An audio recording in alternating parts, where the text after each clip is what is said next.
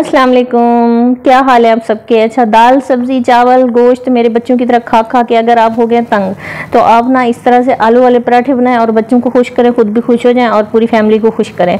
तो वो आज भी मेरे बच्चों ने फरमाइश किया कि मम्मा हमें ना दाल सब्जी दाल चावल ये इस तरीके से ना गोश्त वगैरह खा खा के ना हम तंग आ गए, तो हमें ना आज आलू वाले पराठे बना दें। फिर इसके लिए फिर मैंने आधा किलो आलू मंगवा लिए थे। आलू को मैंने बॉयल कर लिया था, बॉयल करके ठंडा करके छील लिया था। छीलने के बाद ग्रेटर की मदद से इनको ना ग्रेट कर लिया था। तो इनको फिर मैंने इसमें डाल दिया है सब्ज़ धनिया, पुदीना, हरी मिर्चें, फिर साथ ही मैंने 2 प्याज बारीक कट करके ना बिल्कुल चॉप करके फाइन चॉप करके ना वो भी डाल दिए हैं। मसालों में मैंने डाल दिया नमक, लाल मिर्च कुटी हुई, धनिया पाउडर नहीं डाला इसमें मैंने, लाल मिर्च कुटी हुई, कसूरी मेथी और अजवाइन आधा चम्मच। अजवाइन को मैंने पीस के ना अच्छे तरीके से हाथों की मदद से मसल के ना वो डाल दिया है। तो अजवाइन डालने से ना इसका टेस्ट बहुत मज़े का आता है, खट्टा खट्टा सा आता है। आप इसमें लाजमी अजवाइन डालिएगा, इसमें बहुत मज़े का टेस्ट आता है। एक दफ़ा ना इस तरीके से ये आप मिक्सचर बना के आलू वाले पराठे बनाएंगे ना, बहुत मज़े के बनते हैं, सबको पसंद आते हैं और सब शौक से भी खाते हैं। तो यहाँ पर मैंने मिक्सचर तैयार करके उसको साइड पे कर लिया था। यहाँ पर मैंने पेड़े बना लिए थे। अच्छा, ये रेगुलर आटा जो घर में यूज़ होता है ना, मैंने उससे बनाए हैं। आप मैदे से भी बना सकते हैं या मिक्स करके भी दोनों को आप बना सकते हैं पराठे। तो मैं हमेशा इसी से बनाती हूँ, जो रेगुलर आटा हम घर में यूज़ करते हैं ना रोटी के लिए, तो मैं उसी से हमेशा बनाती हूँ। यहाँ पर फिर मैं 2 तरीक़ों से आज पराठे बनाऊँगी। तो जो सबसे पहले जो मैंने बनाया ना, ये 2 रोटियाँ छोटे छोटे पेड़े बना के ना इनको बेल दिया है मैंने। फिर ये जो दूसरा तरीका ना, ये सबसे आसान है, मुझे ये सबसे आसान लगता है और इजी लगता है। मैं हमेशा इसी तरीके से बनाती हूँ, मुझे ना जल्दी भी बन जाता है और अच्छे भी बनते हैं।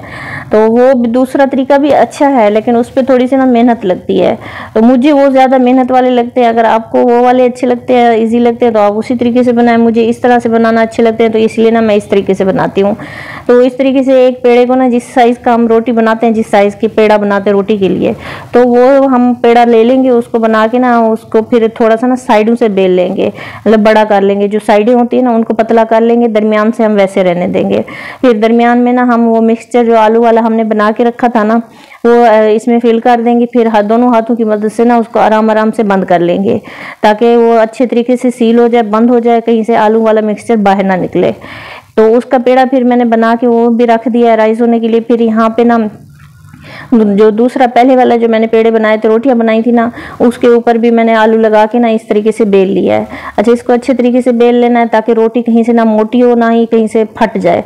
तो आराम से और एहतियात से बेलना है, क्योंकि इसका ना फटने का जल्द खतरा होता है। जब ये फट जाए ना, तो वो ख़राब हो जाता है, पराठे की लुक ख़राब हो जाती है। खाने में तो वैसे टेस्टी लगता है, लेकिन जो फट जाए ना, तो वो दिखने में ज़रा अच्छा नहीं लगता। वो जहाँ से आलू निकले हुए हों, फिर वो जल जाते हैं। उस रोटी को बेल के मैंने पका लिया था। फिर ये दूसरी है जो जिसको ना मैंने इस तरीके से फिल किया था, तो इसको भी मैंने इस तरीके से ना बेल लेना है।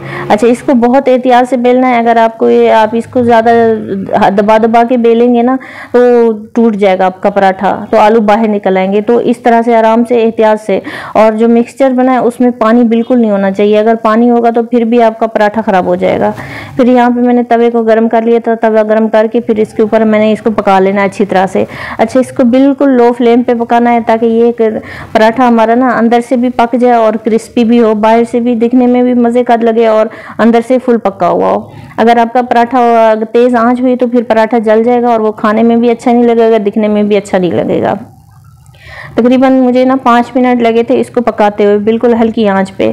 तो मैंने इसके ऊपर फिर देसी घी लगा दिया। आप ऑयल भी लगा सकते हैं, घी दूसरा भी लगा सकते हैं। तो मैंने इस पर देसी घी लगा दिया। देसी घी लगा के ना इसको फिर मैं साइडों से इस तरीके से दबा दबा के ना पका लूँगी, ताकि ये अच्छे तरीके से पक जाए। जो इसकी साइडें हैं ना, वो भी अच्छे तरीके से पक जाए, क्योंकि साइड से ना अक्सर रोटी कच्ची रह जाती है, खास तौर पर ना इस तरह के पराठे वगैरह।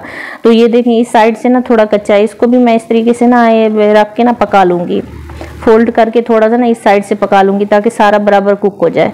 तो यहाँ पे ये देखें, मज़ेदार सा हमारा पराठा आलू वाला तैयार हो गया है। ज़बरदस्त था, बहुत मज़े का बना था, सब ने शौक से खाया था। मेरी वीडियो अगर अच्छी लगी तो वीडियो को लाइक कर दे, मेरे चैनल को सब्सक्राइब कर दे। मिलेंगे नेक्स्ट वीडियो में, तब तक के लिए अल्लाह हाफिज़। मुझे अपनी दुआ में याद रखिएगा।